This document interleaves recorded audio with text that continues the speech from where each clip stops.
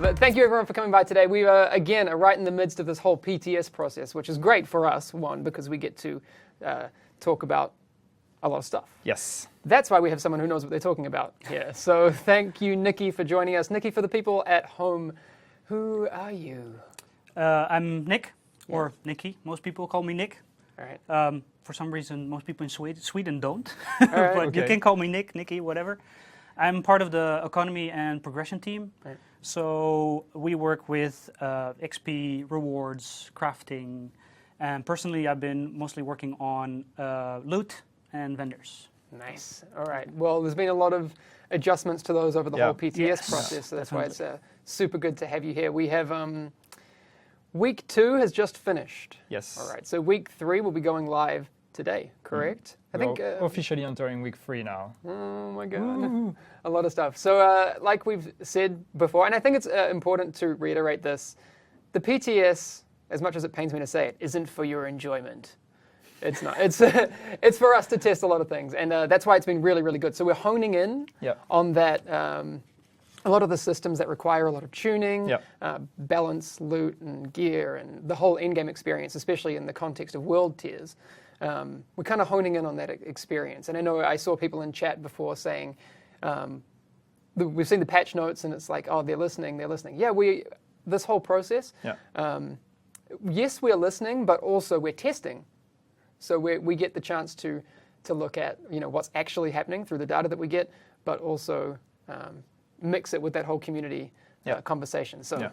Good job. And there's been a lot of discussion, especially last week following some of the changes we did. So obviously this is all discussions that we've been reading and we've been listening to, and we made some adjustments now. As you said, we're getting closer and closer to the end result that we're looking for. So now it's just really about small tweaks here and there and testing things one way or the other. But we're getting there. Exactly. Someone's saying it's Mickey83. They don't listen exactly. Chat said nerf Yannick's beard. It's true.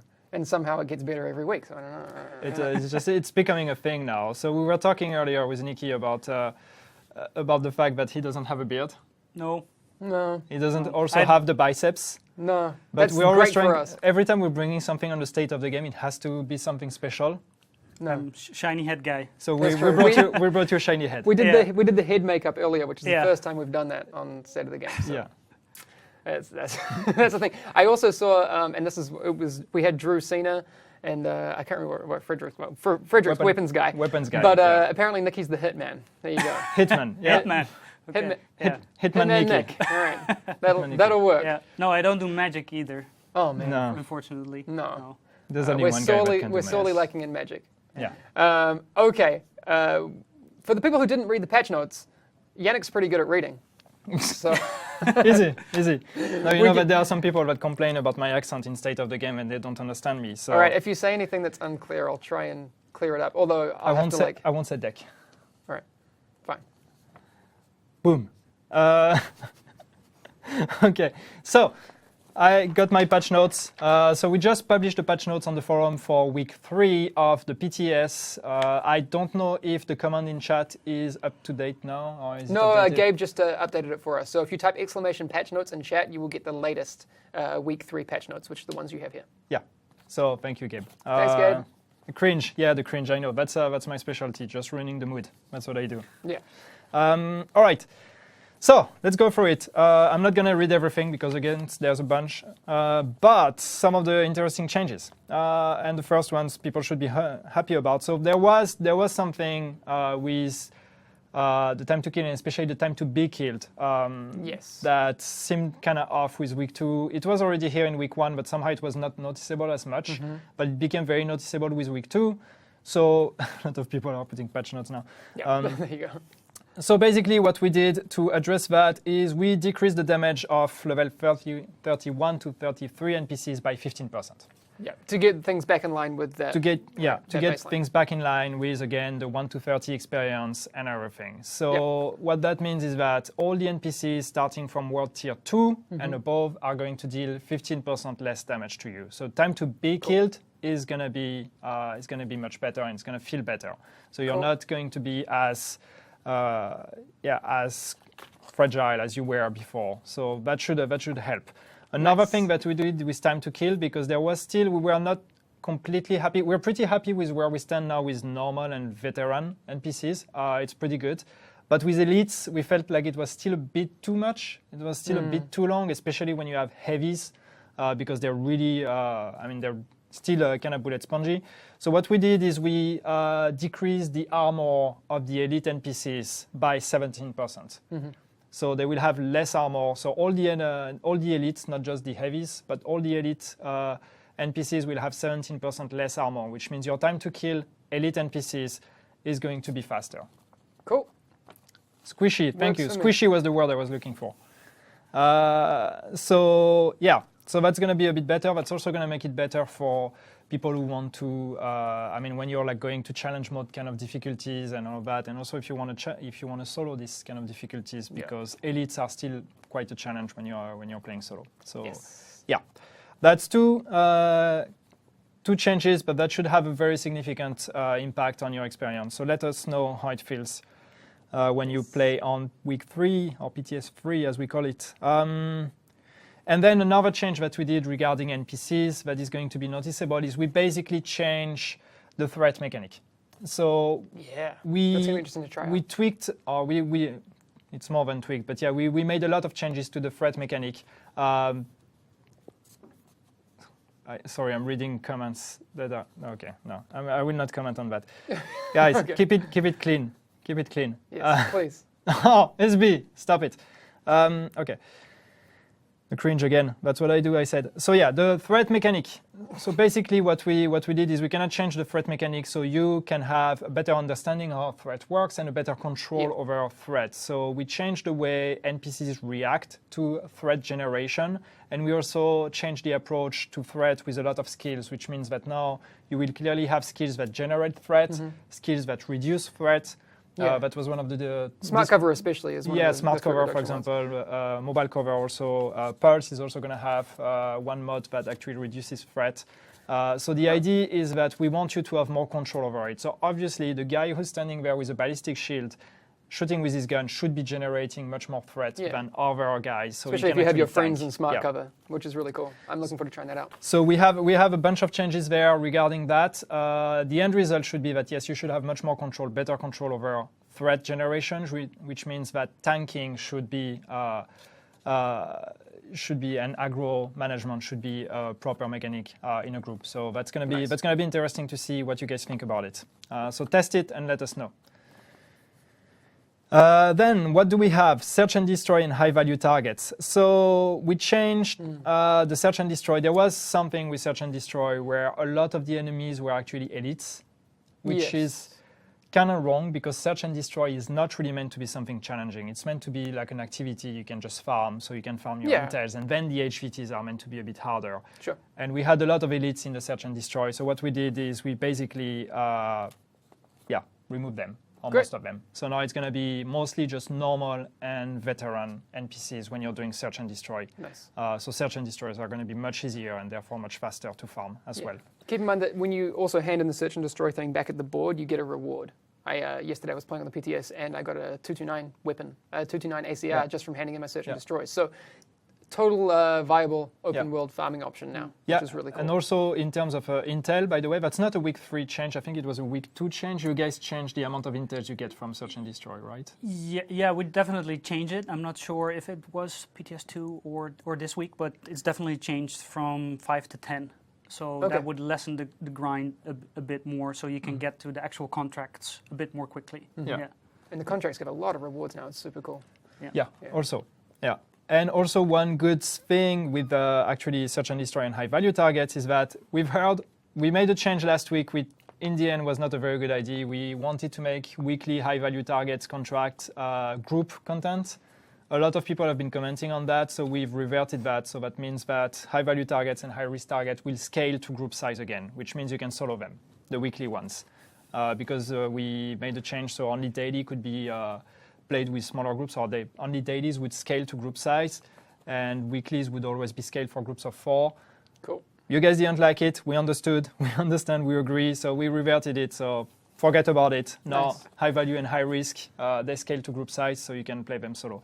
So easier search and destroy missions, more rewards or more intel from search and destroy missions, and therefore also high-value targets, contracts that will scale to group size. Nice. So, People are very, very happy about that one. That's really cool. I actually did the first weekly yesterday. I don't know if that was scaled to me or to the group size, but with my crappy build, I ran out of time to kill all the enemies. Oh, yeah. But then I went back with another build and I managed to do it. But it was difficult. But I think this change is really, really cool. Yeah. I'm excited about it. Yeah. Okay, next one, and we know this one has been discussed already. Banshee. So we said last week the 4-piece Banshee, the non-rogue bonus, which was the speed bonus. We did tell you we had to remove it. We know that some people don't really understand why or have been questioning why we have to remove the speed buff. Basically, again, what's happening is there is a whole technical limitation to how fast you can move. And basically, if we keep this speed bonus on some machines, it's going to work fine because your computer or your machine is going to be able to buffer the game at the speed you're moving. And on other machines, it's going to be complicated, and it might lead to situations where the game is not going to buffer fast enough, which means we're going to have to force you into a slower speed or actually to make your character walk so the game can catch up. So it's not going to be a good experience. We know that some of you tried it and didn't have this issue, but that doesn't mean it's going to be the case for everyone. Yes. It's unfortunate, but something we wanted to try, but that's not something that works good enough for us to release it. So we removed it. We did say we were going to remove it. We removed it. So now it's been replaced with Why Not Rogue. Damage to rogue players is increased by 10%. That didn't change. Yes. And then no Dark Zone XP or currency is lost on death. Yep. So what that means is that when you're wearing this gear set, if you're in a Dark Zone, you're not rogue. If you die, you're not going to lose any currency or any Dark Zone XP. Nice. I mean, I know I've already seen a lot of the conversations around this online. People seem a bit split. Some people love it, some people don't like it. I mean, that's kind of also the same with a lot of sets we have because the game is about choice. But again, we'll keep a close eye on how all these things pan out. But it'll be very interesting to see that testing, especially in the context of the live game, because right now one of the things you don't have with a set like Banshee, which provides a lot of farming opportunities in the Dark Zone, that investment on your character doesn't really exist on the PTS because you're going to get deleted anyway. But in the live game, when you're really trying to gear up your character, you have a lot of the credits, which you can now spend on sealed caches, and we'll talk about that in a second, which is really, really cool. And you won't lose anything. So there's some cool things happening there. So we know, and I can see in chat already right now, that opinions are very split on that one, which is very interesting. Guys, keep discussing and let us know. Try it on week 3, try it on the PTS, let us know what you think.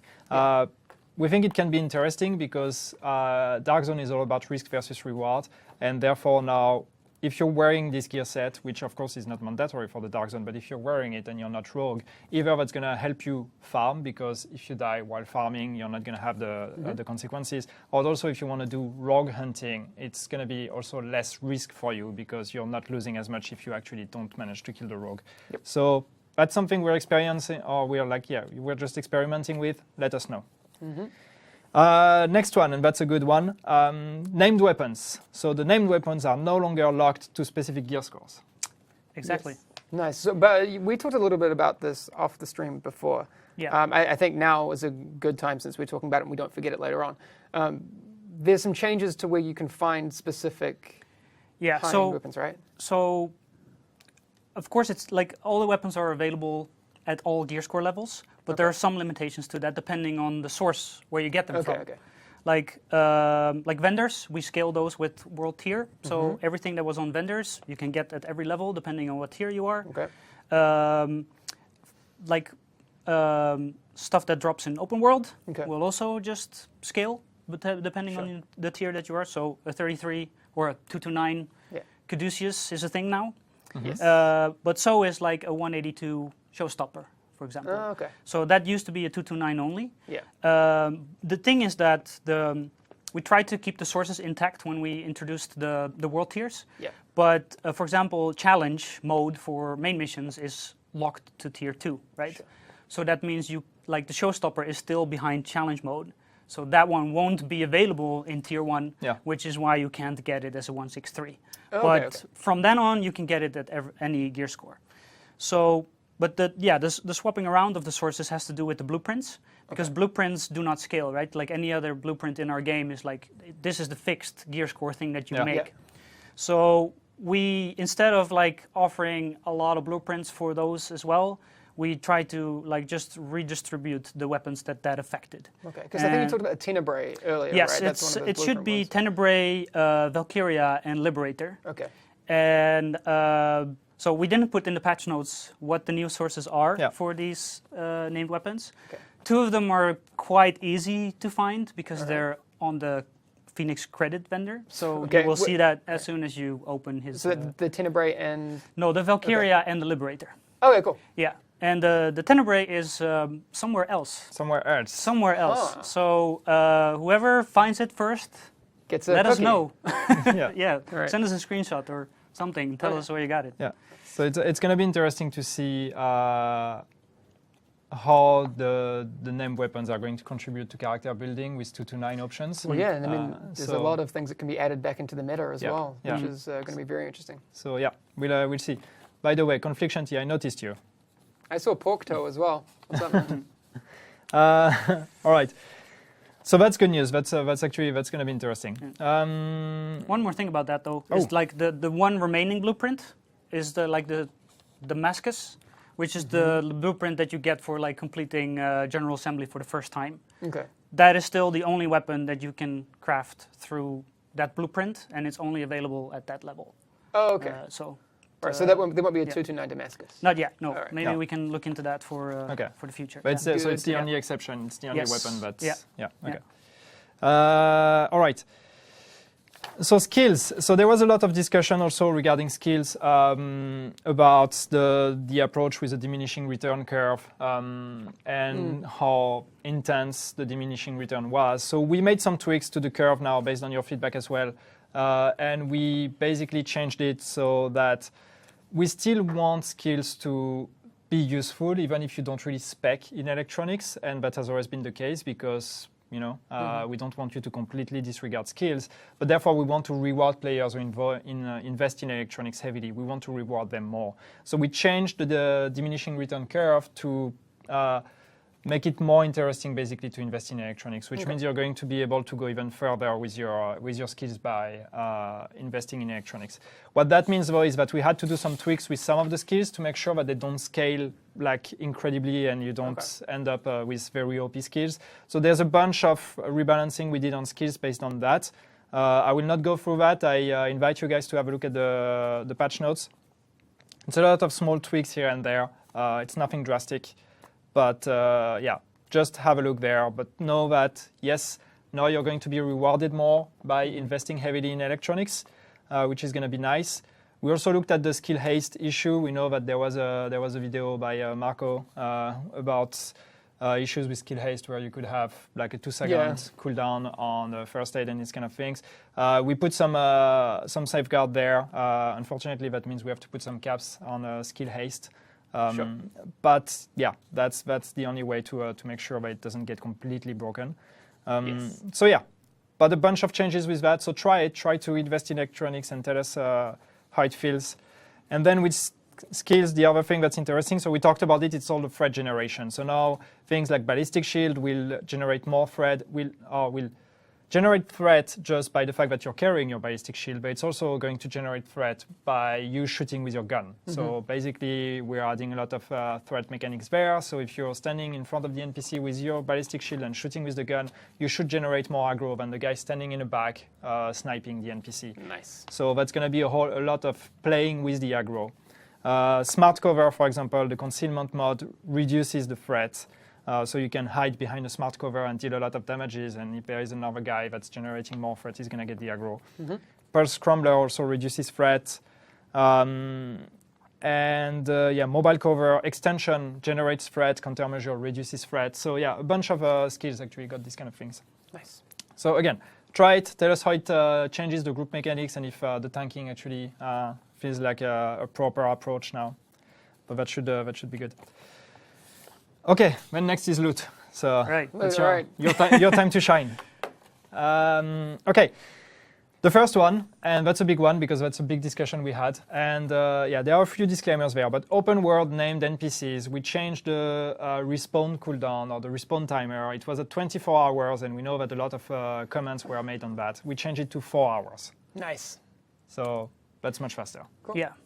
So, of course, like it's much faster. So we tried to look at like how long does it even take to like clear out the entire game world Exactly. if you are hunting these guys. Yeah.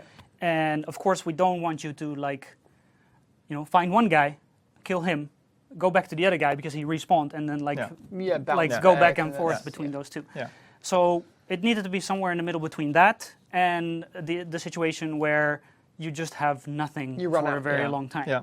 So this is the new value, Yeah. and That's nice. hopefully And that will work. Yeah, it should work in a way that you're going to, or you can farm the open world, kill the named NPCs, then go do something else for a while, and then come back to the open world, and you can kill the named NPCs Right. again. So 4 hours should be like when you're having long gameplay sessions. That means that you could do it more than once, which is what we want. Now, of course, we've seen all the discussions about PvE dark zones, about landmark in PvE, and all these kind of things. We know that this is not a direct answer to all the things that you guys want, but in terms of time frame available for 1.4, this is what we can do. We cannot do more. We cannot add landmarks. We cannot add. I know that a lot of people were asking for map indication to help you farm the bosses in the open world. These are all good ideas, and it's all things that we want to hear from you guys. Just keep in mind that it's right now it would be too much work. If we were to start working on that, we would have to push 1.4 to much later. So eventually, now we are at the point where we need to make decisions on how much we can do for 1.4. So this is a nice thing to make it better. We know it does not answer all the requests, but it should be much better. Nice. Um, People are happy about the 4 hours, definitely. 4 hours is nice. Someone yes. said 4 hours, that's like exactly 6 times faster or something. And I was like, yeah, that's good. Math. Good. I'm pretty sure that's what they said. Math. Good job. Good. All right. Next one. And that one I think you can talk about. Mission bosses, underground bosses, and underground chest will now only have a chance to drop purple instead of high-end and gear set at normal difficulty in tier 1. Yes. Repeat that after me now. Yeah. So we can take that step by step, I guess. Yeah. It's part design, part bug that Yeah. this happened. Yeah. The design part is that we wanted to put the crate at the end of Underground on par with these bosses, quality-wise. And these bosses had chances of purple on normal, in all tiers. On normal difficulty, yeah. Yeah, on normal difficulty, in all tiers though. So that's the design part, that we wanted to do that. The bug part is that it didn't stick to just normal. Yeah. So it happened on hard and challenge as well. So that's fixed as a bug. The other design part is like, why would we have purples on every world tier? Yeah. And that's because like when we did our first iteration on like loot and rewards, other people were working very much still on like the gear rebalancing and the stats Sure. and everything. So at that time we worked with the assumption that a higher level purple than a high end could actually be better. Which means that if you move from one world tier to the next one and you try and play normal, Yeah. purples would be viable. That's not where we ended up with the purples. Yeah. So and that's a valid point from everybody who brought this up. Yep. And that's why we also removed it from all world tiers except the first one. Yeah. Yeah. Because that is where you just walk into endgame and are not decked in level 30 purples. And they are still viable. Yeah. This is why the PTS is so good, because we get to make these changes, and I'm glad that we got that feedback, and now we can get it in and all of that. Anyway, Yeah. we have a lot to go through still. Just quickly, guys, as for date, we're not going to give you a date Yeah. in this state of the game. No, Just so okay. we're clear with that. We don't have a date because we want to give you the PTS week 3 and we want to get your feedback. We think we're getting close to what we want to have, but we want to make sure that you guys agree with us before we confirm a date. So you're not going to get a date today, so no need to spam the chat with that. But yeah, so just to make it clear, underground chests, especially, and also underground bosses and mission bosses, but the biggest contention point was the underground chest, will only have a chance for purple in normal difficulty tier 1. Yeah. Normal difficulty over tiers, it's going to be guaranteed high-end or gear set. Yeah.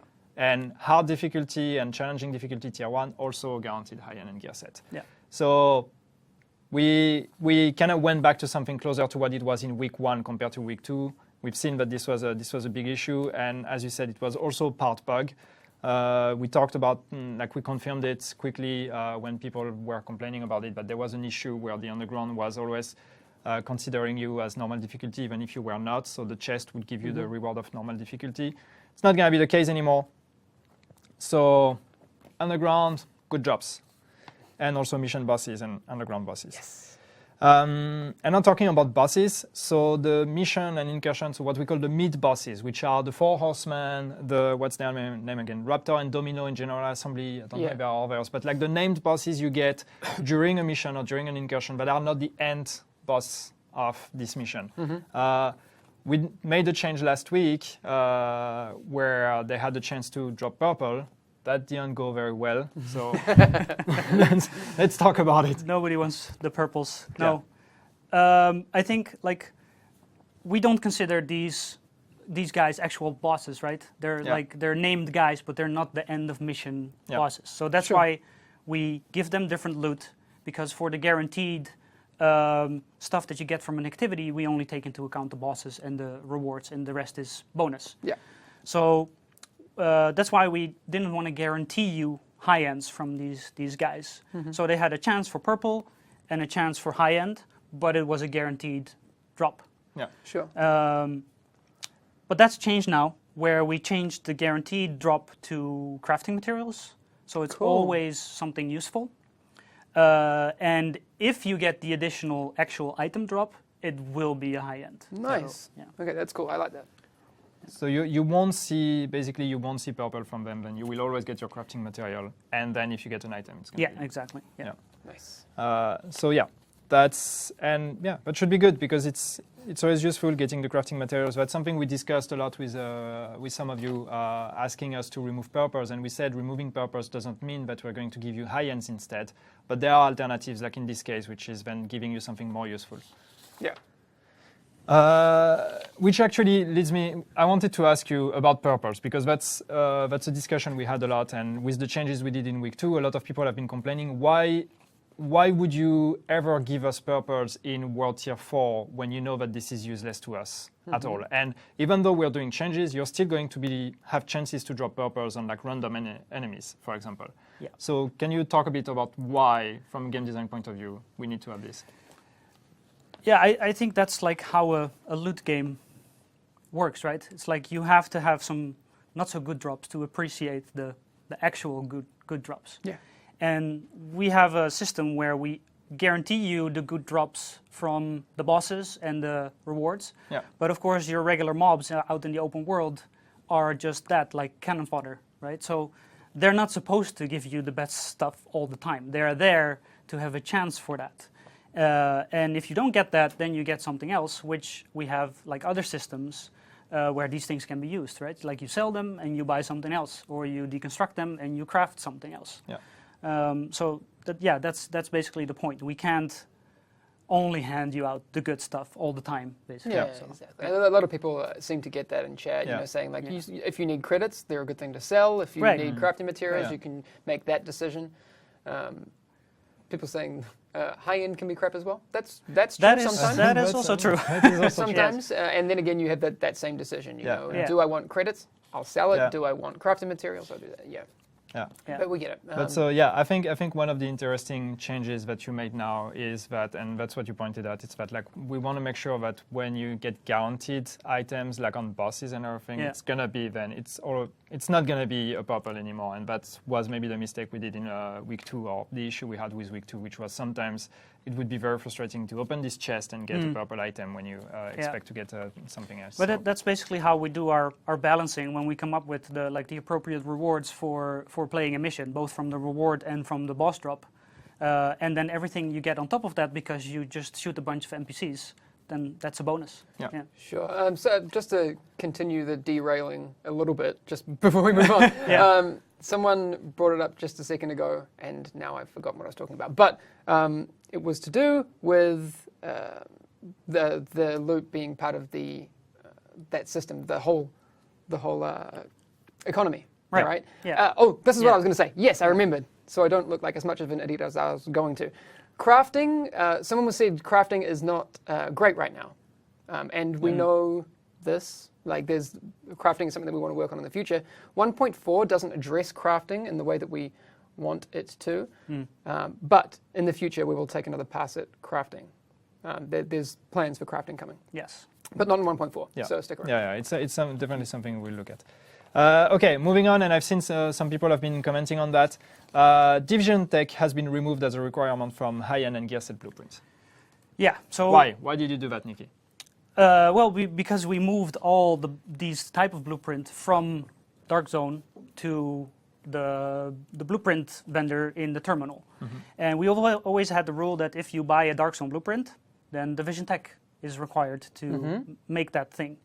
Now that is not actually a Dark Zone blueprint anymore because you can buy it in the terminal. Okay. So that's why we removed all the Division Tech requirements from those blueprints. Okay. Are there any Dark Zone specific blueprints now, or are they? Throughout the leveling game, there are still blueprints that you can purchase there that have Division Tech requirements. Yeah. Cool. But in the end game, you don't. No, they're all moved to the blueprint vendor in the terminal. Yeah. Yeah. And so that means that Good job. Division Tech is kind of like, what's the use for Division Tech now? So you can of course still use it as a conversion. Yeah, I like that. So you can turn it into whatever. So that's the main purpose right now. Yeah. And for the future, we're looking into how we can find other functionalities for it. Yeah. So basically, we know it's kind of useless now, but Well, I don't think it's useless. I wouldn't have said that, but like right now, I have a bunch of Division Tech, Right. And I need more electronics. Like Yeah, I exactly. just need it, right? It's definitely good for conversion because it's also better to convert a Division Tech than converting lower crafting material to higher crafting material because the conversion rate is better. But it's definitely something that we will need to look at again and address and make more useful in the future. That's not useless. Sorry, chat. I meant it as a joke, okay? Yeah. All right. That's fine. Sorry. Didn't mean to offend anyone. Division Tech lovers. Bug fixing. Okay, I'm at the bug fixing. We're almost there, guys. What is this one? Fixed a bug where a whip weapon could be crafted MG5. Yes, RIP MG5. MG5, you didn't see anything. Like there was never an MG5. It didn't exist, for all intents and purposes. It won't exist. This is not the MG5 you're looking Exactly. It won't. It's not in week 3 of the PTS, correct? It shouldn't be. No. It shouldn't be. All right. It's in the patch notes, so it should be removed. All right. But people, I saw a lot of conversations like, "Oh, it's so OP. Why don't these guys balance the MG5?" The values on it were completely arbitrary based on stuff that happened a long time ago. The MG5 was never ever intended to fit in the current context of the game. Don't freak out. MG5, not a thing. All It's right. not a thing. It will be a thing eventually. It will be, and it will but fit with not 1.4. It'll fit with the weapon balancing of that time, but for now. It shouldn't be confirmed, not removed. Well, we never know with PTS. It shouldn't have been in the PTS at all, you know. So we never know. But no, it's not meant to be in 1.4. It's not balanced for 1.4. So yes, it was completely OP. We know that it was never meant to be there to begin with. Okay. What else do I have? Gear stats. So there was an issue with recalibration, especially when converting gear from 1.3 to 1.4. Your stats are supposed to scale with the new balancing of 1.4, but there was an issue if you had gear that were actually recalibrated in 1.3. The stats, the main stat, firearms, stamina, and electronics, if they would have been recalibrated in 1.3, when you move to 1.4, the recalibration result was not scaled properly. So basically, you would end up with something that was a bad roll because the scaling is different. Yep. Anyway, long story short, we fixed that. So if you recalibrated firearms, stamina, or electronics on your 1.3 characters, it's now going to be scaled properly to 1.4. Good bug fix there. Skills. And that's a good one. That's not a PTS thing, that's a live thing, actually. We fixed the bug with the skills stuck on cooldown. Okay, on the live game. Yeah, Or- the one that is on the live game. It's fixed in PTS week 3. It was Oh, fixed in okay. All right. So yeah, that's a good one also. So the issue where when you would be stacking support stations and all these kind of things in Dragon's Nest and you ended up with your skills being kind of broken, this is fixed. Nice. And also, yeah, we fixed also another bug, a display bug. We talked about it last week already. There was a bug with the existing gear when it was transferred from 1.3 to 1.4. The mod slots would be duplicated on the right of the gear icon for whatever reason. This has been fixed. It's not going to be an issue anymore, so it should be much clearer. Cool. Yeah, there's much more, but again, I'm not going to go through it. We'll be here all day, which we don't mind, but you guys would probably be sick of us. Yeah. All right. I had some follow-up stuff. So we have Nikki on today, and there's also going to be a dev blog coming out tonight. Yeah. Is that correct? Yeah, it should be coming out tonight. All right, probably tonight. But we have a lot of information in there about specific gear and loot things. But some of those things I wanted to talk about before we even get to that. But there's a little bit of confusion around sealed caches, right? You can now purchase them. Yeah. You have ones that you can buy at the DZ checkpoints. There should be sealed caches in all currencies. Okay. So on the weapon and gear vendors for e-credit, the Dark Zone guys, and Phoenix credit. Yeah. Okay. So I've seen the checkpoint ones. The Phoenix credit ones. Is that from in the base of operations or? Yeah. Okay. Yeah. All Well, right. yeah, in the terminal. All right. Okay. Yeah. All right. But so there's now a lot of things happening there. There's a little bit of a difference between the Dark Zone ones and the other ones. I think the e-credit and the Dark Zone ones are quite similar content-wise. You just pay for them in a different currency. Okay. And the Phoenix credit ones are more specific. Okay. In Like, what way? as in, you can buy one that actually says weapons and okay. gear. So you can, like, it's less random. So you can pick what pool to roll from, basically, if you buy one of those. That's cool. I didn't know that. Yeah. So it should have like weapons, gear set, and mods. Yeah. Nice. All right. That's cool. So like you can actually, if I'm being a little bit pedantic, but you could technically just gamble like for Yeah.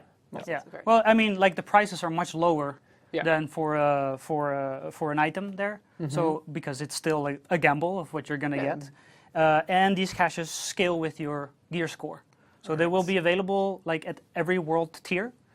Prices will not go up because you get the same stuff always from it. Nice. So it's always there. It's cheaper, but you never know what you're gonna get.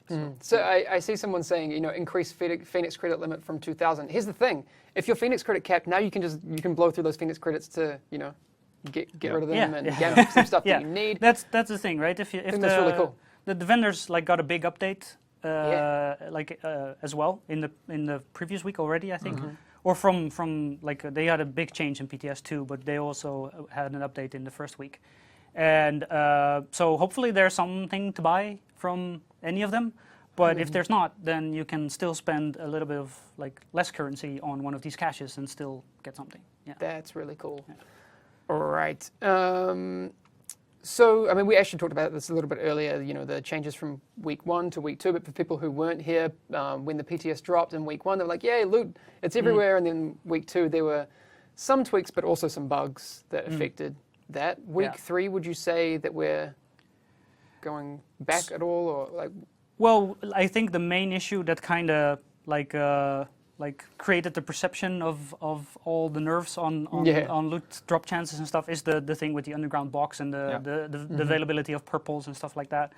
And I think the reaction was so vocal that we actually like went into detective mode and like tried to figure out between all the builds where did our like actual like our own changes come in and where like what ended up on the PTS. And so we did some like change list numbers on builds and stuff like that to figure out what went in when, and we absolutely did not change drop chances at all on like mobs and those regular enemies in between PTS builds. So nice. All right. So week 3 should again, and we want your feedback on these things. So if you have a good loot experience in week 3, let us know. And if you don't, let us know. But we need to see exactly what happens in week 3. We actually have an image from the dev blog that's coming out a little bit later, just for clarity. And I know that when we talk about things, people often miss exactly how those work. Kevin, can we just bring up the image for how weighting works in incursions now? Because you can now get any gear set from any incursion, correct? Yes. Yes. But you can also get any gear set from any random guy now. That's true. So, so I know people in regards to this have said, well, it forces me. It's going to have less chance for me to find what I'm looking for. The opposite's true, right? Like mathematically, you should be able to target the drops you want in a more efficient way. Yeah, and you should actually be able to target gear sets that were previously in Underground DLC. Okay, so if you don't own the Underground DLC, you can now get that content? Yeah, okay. Yeah, exactly. Like the weighting before was like the gear sets that released in one of our updates were mostly available in the incursion that released in the same update. Okay. And of course with Underground, with that being paid for, and Dragon's Nest being paid for, and Underground, the game mode, being paid for, that means that those gear sets were there. So what we changed here in general is that all gear sets are in like all those common drops from regular enemies, but we still wanted to give you a way to target certain things. So what we tried now is to actually like tie, like you can see in this image, like tie certain slots of gear set to a certain incursion. Just sorry, a quick disclaimer. Yes, armor is actually chest piece. I don't know why. Yeah, that should be a vest. Yeah, for sure. Chest armor. Yeah. Yeah. So, of course, Dragon's Nest is still a paid-for incursion, but you only need 4 out of 6 pieces to make a gear set work. Yeah. So, like even people that don't own Dragon's Nest can farm for these sets. Yeah, and technically they could find backpack and knee pads elsewhere in the world. Yeah, as a random definitely, drop definitely. right? Yeah, they're not locked to this. It's more like if you play this, then the rewards from this incursion will tailor towards this, and you can actually preview this when you look at the rewards on the incursion icon in the world map. Okay, so it'll tell you on the map. Yeah. Nice. All right, the other things I have written down are the level 33 mods. Right. Yes.